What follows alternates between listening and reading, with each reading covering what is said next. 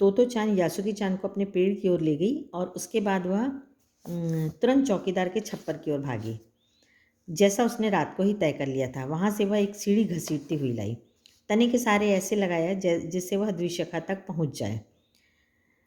वह कुर्सी से ऊपर चढ़ी और सीढ़ी के किनारे को पकड़ लिया। तब उसने पुकारा, ठीक है, अब ऊपर चढ़ने की कोशिश करो। तो वो समझती है कि मैं अकेले नहीं चढ़ा पाती, तो चौकीदार के यहाँ से सीढ़ी ले आती है और उसमें वहाँ पर उसको उसकी मदद से चढ़ने बोलती है।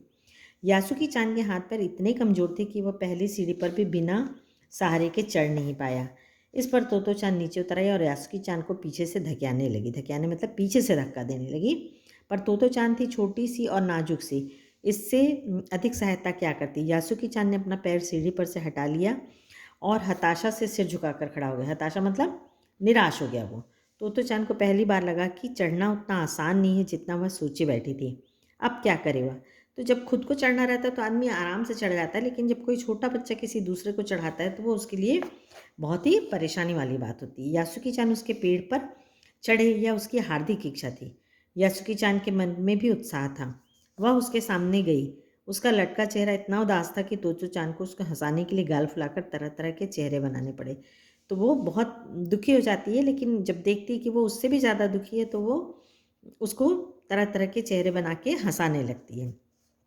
ठहरो, एक बात सूझी है। वह फिर चौकीदार के छप्पर की ओर दौड़ी और हर एक चीज़ उलट पुलट कर देखने लगी। आखिर उसे एक तिपाई सीढ़ी मिली जिसे थामे रहना भी जरूरी नहीं था। तिपाई सीढ़ी जिसको अपन बहुत बड़ा स्टूल बोल सकते हैं, वैसा मिलता है, जिसके 3 पैर होते हैं। यह तिपाई सीढ़ी को घसीट कर ले आई और तो वो अपनी शक्ति पर हैरान होने लगी। तिपाई की ऊपरी सीढ़ी द्विशाखा तक पहुंच रही थी। अब वो इतनी ऊंची थी कि वो आराम से, जो उसकी डबल ब्रांचेस थी, वहाँ तक वो पहुँच जा रही थी। देखो, अब डरना मत, उसने बड़ी बहन की सी आवाज़ में कहा। यह डगमगाएगी नहीं, मतलब ये हिलेगी नहीं। यासुकी चान ने घबराकर तिपाई सीढ़ी और पसीने से तरबतर तोतो चान की ओर देखा। उसे भी काफ़ी पसीना आ रहा था। उसने पेड़ की ओर देखा और तब निश्चय के साथ पाँव उठाकर पहली सीढ़ी पर रखा। उन दोनों को यह बिल्कुल भी पता न चला कि कितना समय यासुकी चान को ऊपर तक चढ़ने में लगा। सूरज का ताप उन पर पड़ रहा था, पर दोनों का ध्यान यासुकी चान के ऊपर तक पहुंचने में रमा था मतलब दोनों बिजी थे ऊपर चढ़ने में, और उसमें काफ़ी समय निकल गया था। लेकिन वो इतने बिजी थे कि उनको समय का पता ही नहीं लग रहा था, गर्मी का भी समझ में नहीं आ रहा था।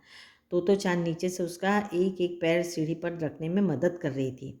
अपने सीट से वह उसके पिछले हिस्से को भी स्थिर करती रही। यासुकी चान पूरी शक्ति के साथ जूझ रहा था, तो वह आखिर ऊपर पहुंच गया। तो बहुत ताकत लगा कर कैसे भी करके वो आखिरकार सफल हो जाता ऊपर पहुंचने में। हुर्रे! पर उसे अचानक सारी मेहनत बेकार लगने लगी। तोतो चान तो सीढ़ी पर से छलांग लगाकर द्विशाखा पर पहुंच गई, पर यासुकी चान को सीढ़ी से पेड़ पर लाने की हर कोशिश बेकार रही। अब वहां तक तो पहुंच गया, लेकिन स्टूल से ऊपर सीढ़ी में चढ़ना, क्योंकि उसके पैर तो मूवमेंट होता नहीं था, तो वो बड़ा मुश्किल हो रहा था। यासुकी चान सीढ़ी थामे तोतो चान की ओर ताकने लगे। तोतो चान को रुलाई छूटने को हुई। उसने चाहा था कि यासुकी चान को अपने पेड़ पर आमंत्रित कर तमाम नई नई चीज़ें दिखाए, पर वह रोई नहीं। अब उसको लगता है कि इतने ऊपर पहुंचने के बाद वो लास्ट में जब पेड़ में बैठना रहता है, वो नहीं कर पा रहा था। लेकिन वो हिम्मत नहीं हारती है।